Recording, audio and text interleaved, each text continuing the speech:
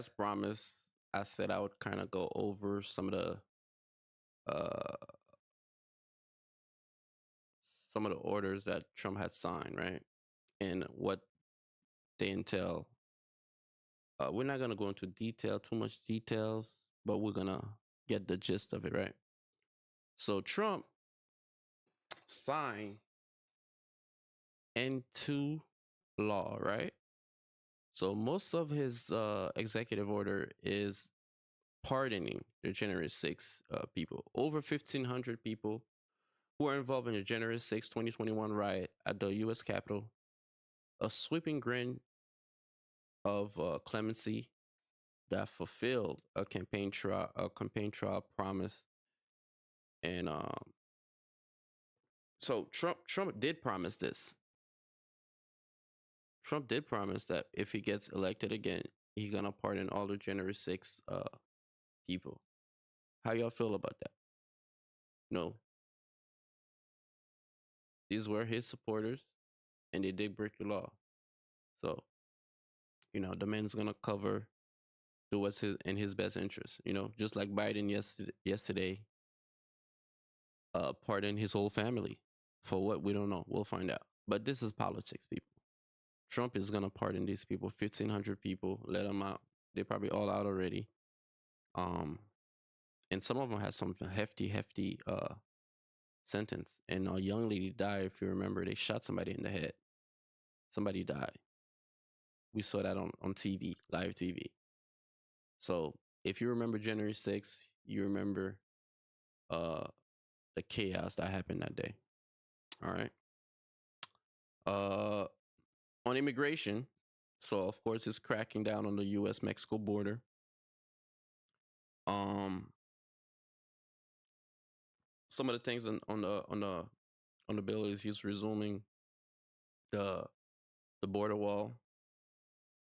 He's ending catch and release, so there's no catching people on the border and releasing them. So he's stopping that because what they were doing, they were catching people, getting them on paperwork and letting them go on a court date.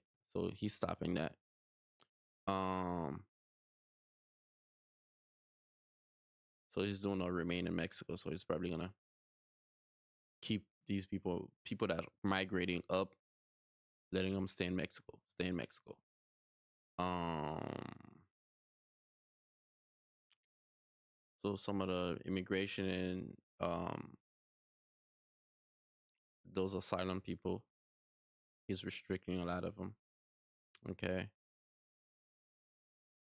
he is going after the drug cartel. We know that he mentioned that he will make the cartel a terrorist organization and go after them, which will make it easier to go after the cartel. So that's what that does. Okay. Energy. So he's gonna be drilling. We know about that. We know he'll be drilling and selling energy around the world.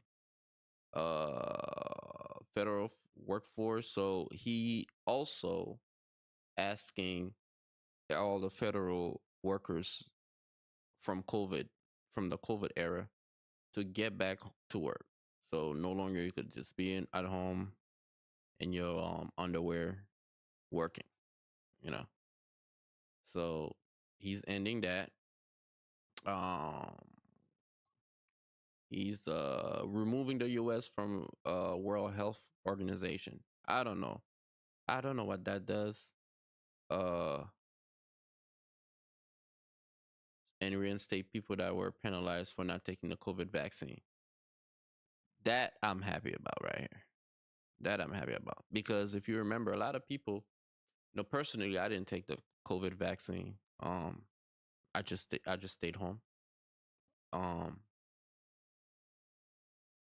most people had to take the COVID vaccine in order to work, if you remember, and you were forced to take it after all the misinformation, disinformation, Fauci lying to us countless time, in which Biden did pardon Fauci as well, so they can't go after Fauci, which was pretty weird, right?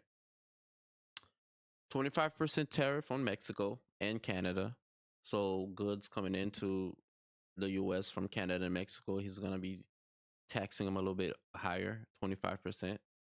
Um, and then he's gonna do the external revenue. So he's gonna establish an external revenue service, which gonna be collecting the tariff from everyone. So it's kind of like the IRS collecting taxes from us, U.S. citizens. The the external revenue service will be collecting taxes per se from everyone that shipping product into the US to sell, right? So um I'm okay with this except for the inevitable truth that these people will just raise the prices on those things. So unless they're gonna have to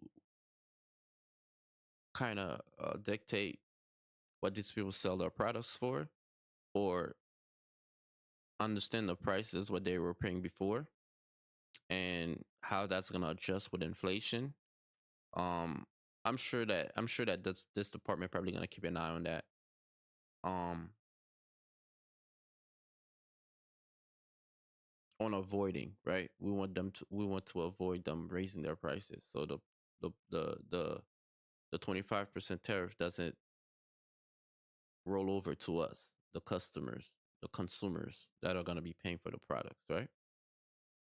All right. And I think in a nutshell, that was pretty much it. I have my notes here. So I printed out most of it here as well. Some key points. We already got the General Six. Oh, and also, so the US is only recognizing two sexes, meaning male and female. We went over that a little bit yesterday. Um, let's see here. So what that does is all the medical information, all the medical records, uh, school records, these bathrooms that they were building in California, where uh, they would remove the signs, right? Allow anyone to go. It's like non-binary bathroom or something like that. So they're gonna do away with all these things because there was a fight to start implementing these things in schools, or letting people that says, hey, I'm a guy going to I'm a girl that's a guy going to the girls bathroom. So things started going in that direction, and anybody that you know have kids, or know people with kids, or have family members with kids, nieces and nephews, I'm sure you'd be worried about this, right?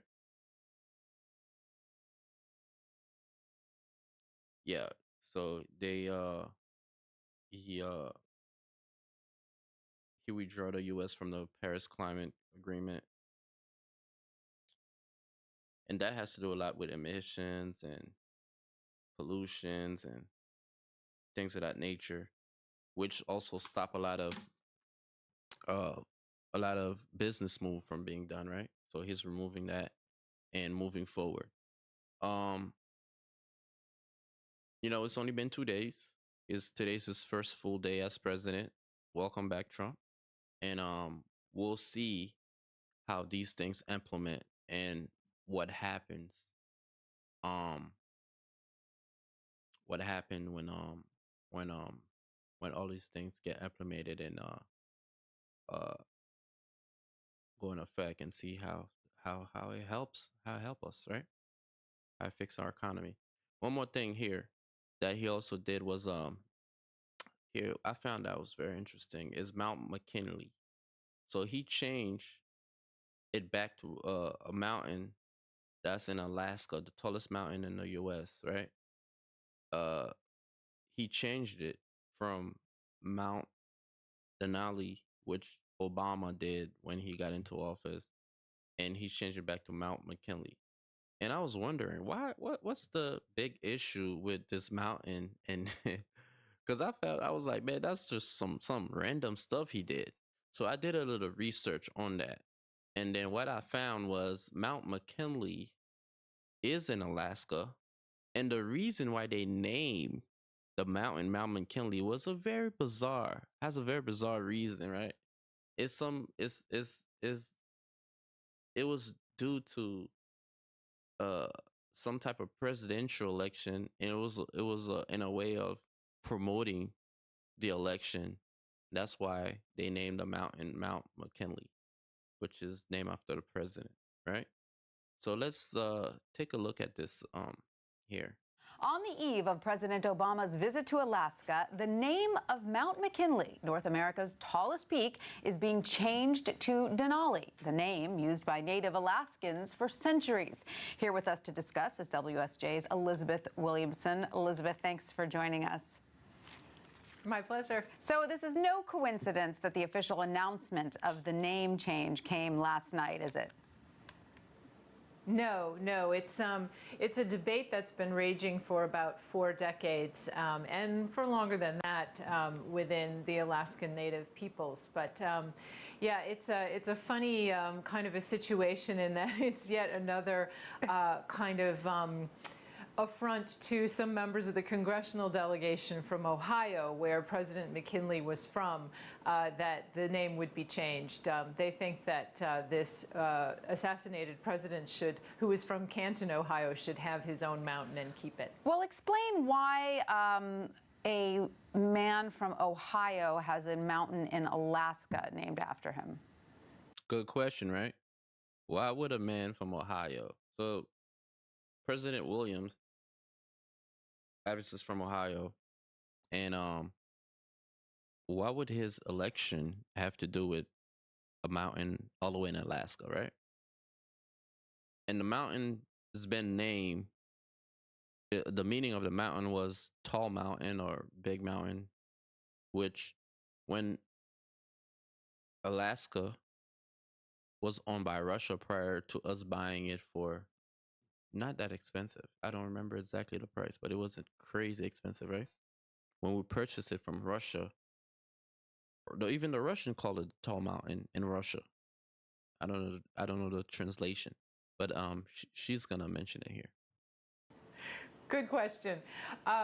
What happened was, back in 1896, a gold prospector, this is, as we probably know, North America's highest peak. He thought that at that time, McKinley was running for president. He wasn't president yet, and it certainly wasn't after he'd been assassinated, which is when most things are renamed. But as a kind of promotional stunt, a campaign stunt, they decided to name the mountain after him.